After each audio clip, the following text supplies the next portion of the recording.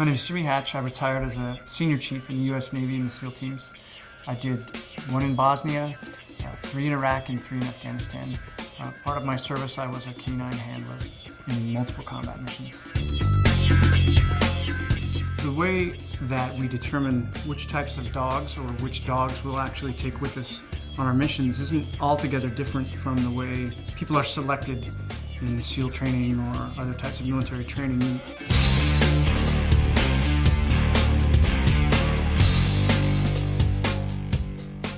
We would use their senses, which are far more powerful than ours, to do a couple of things. First off, find the people that are trying to kill you, and they hide.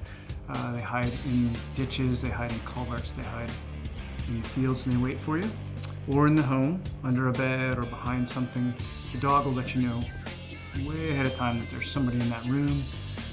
And then secondarily, our dogs were trained in explosives detection. So the dog's ability to sense both explosives and people was very beneficial, and it saved a number of lives.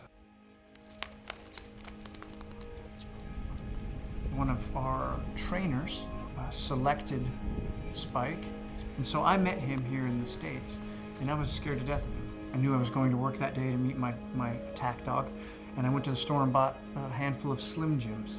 And I broke them up into little pieces, and I went to meet Spike. And I remember being afraid, and I remember the trainer saying, "Hey man, they feel what you feel, so don't be afraid. You need to be solid." And so of course I was solid because I was giving him Slim Jims, and he was happy with that.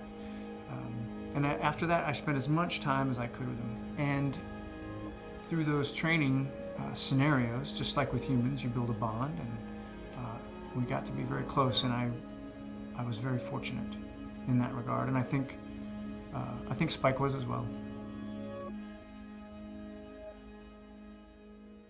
The night Spike was killed, we were going to get a man who was responsible for importing young people into Iraq and helping them to be suicide bombers. So we were going to his home to retrieve him. And when we got there, someone ran from the house, and we shouted out to him that he should stop, and he didn't, so I sent Spike.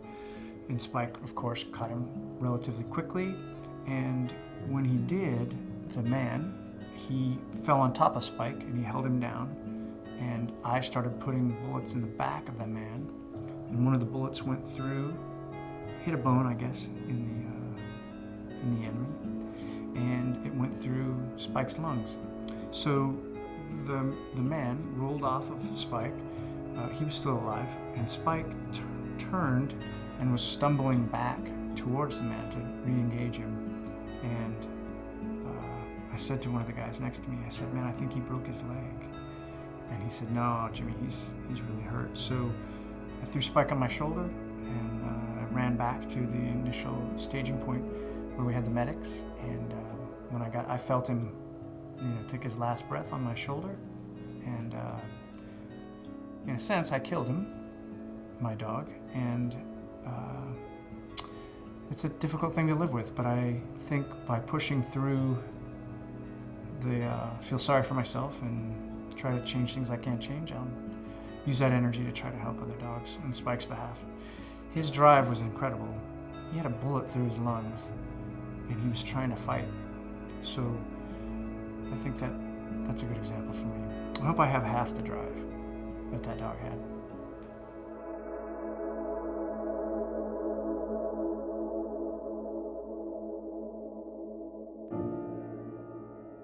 Spike was awarded several Bronze Stars and a Silver Star, and of course a Purple Heart posthumously. He was an integral part of the demise of some very, very bad humans, and saving the lives of some very good humans who were out trying to do their business.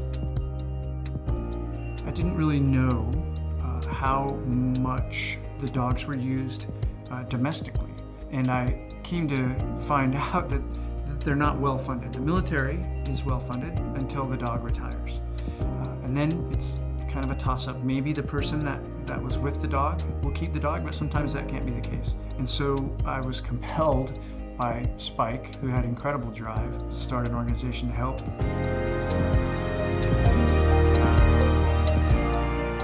Medical help, and then of course the retirement of those working dogs that can't be placed with a family because they've been through violent things or they have injuries that make it difficult. It is well worth my time and my effort to try and give back a bit to the dogs who've given quite a bit to us.